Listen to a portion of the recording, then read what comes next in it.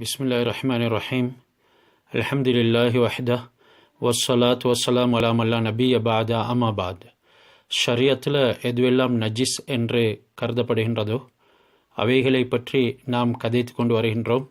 அந்த வரிசையிலே வல் கல்பு வல் ஹின்ஸீரு, நாயும் பண்டியும் ரொம்ப கடினமான நஜிஸாக ஷரியத்திலே கணிக்கப்படுகின்றது.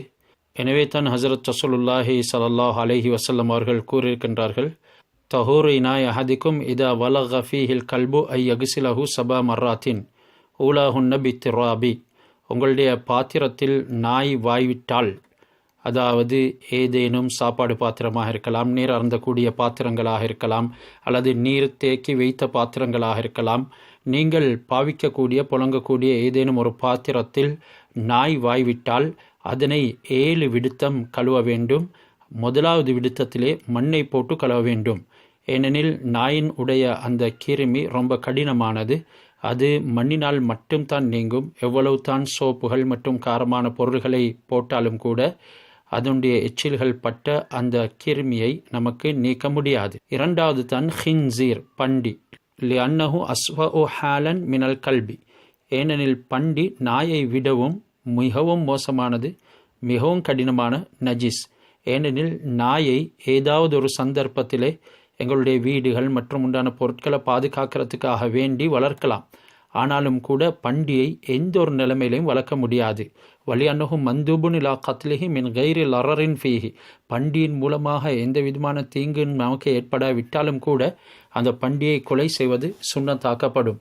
இதனால தான் ஹஸரத் ஈசா அலைஹிஸ்ஸலாம் அவர்கள் கூட இந்த உலகத்துக்கு 2வது விடுத்தம் அவதரித்ததன் பின்னால அவர்கள் இங்கே பல வருட காலங்கள், 50 வருட காலங்கள் வாழ்வார்கள் என்று இப்னுல் கையிமுல் ஜௌசியா ரஹ்மத்துல்லாஹி அலைஹி அவர்கள் கூறியிருக்கின்றார்கள். ஹஸரத் ரஸூலுல்லாஹி ஸல்லல்லாஹு அலைஹி வஸல்லம் அவர்கள் அடக்கம் செய்யப்பட்ட இடத்திலே அடக்கம் செய்யப்படுவார்கள், திருமணம் முடிப்பார்கள், குழந்தைகள் கிடைக்கும். அவர்கள் வந்து இந்த பண்டிகளை கொல்லுவார்கள், பண்டிகளை கொலை செய்வார்கள். எனவே இந்த பன்றிகளை கொல்லுவது சுன்னத்தாக்கப்பட்டிருக்கின்றது. மேலும் நஜிஸ்களை சேர்ந்ததைத்தான் அல்வதி.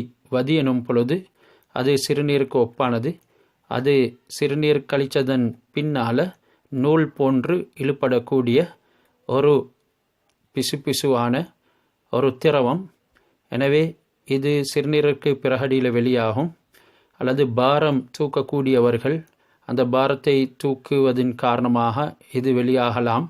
எனவே இதுவும் நஜிஸ் என்பதனை ஆரம்பத்திலே இதனை பற்றி நாம் ஆராய்ச்சியாக பேசியிருக்கின்றோம். எனவே இப்பொழுது அதனை நாம் தொடர்ந்து விரிவாக எடுத்துக்கொண்டு செல்லவில்லை.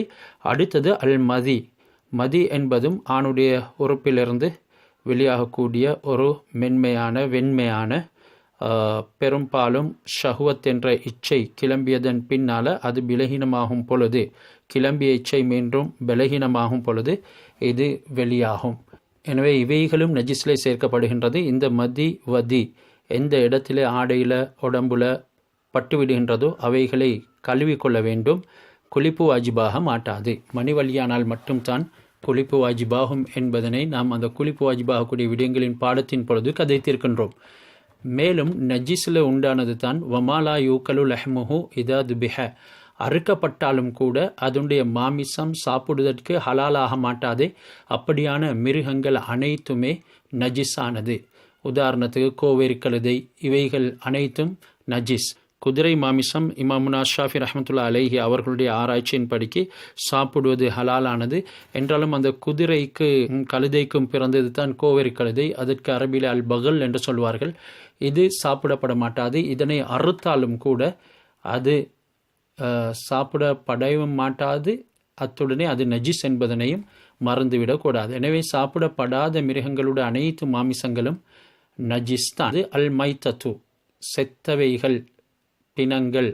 ஹொரிமத் அலைக்குமுல் மைத்தத்து என்று சூரா மாயிதாவிலே 3வது ஆயத்திலே அல்லாஹ் சுப்ஹானஹு வ தஆலா குறிப்பிட்டிருக்கின்றான். இந்த மைத்தத்தான அனைத்துமே, அது ஹலாலான மிருகம் மௌத்தானாலும் சரிதான், செத்து போனாலும் சரிதான், ஆடு மாடுகள் செத்து போனாலும் சரிதான், அவைகளை நமக்கு சாப்பிட முடியாது.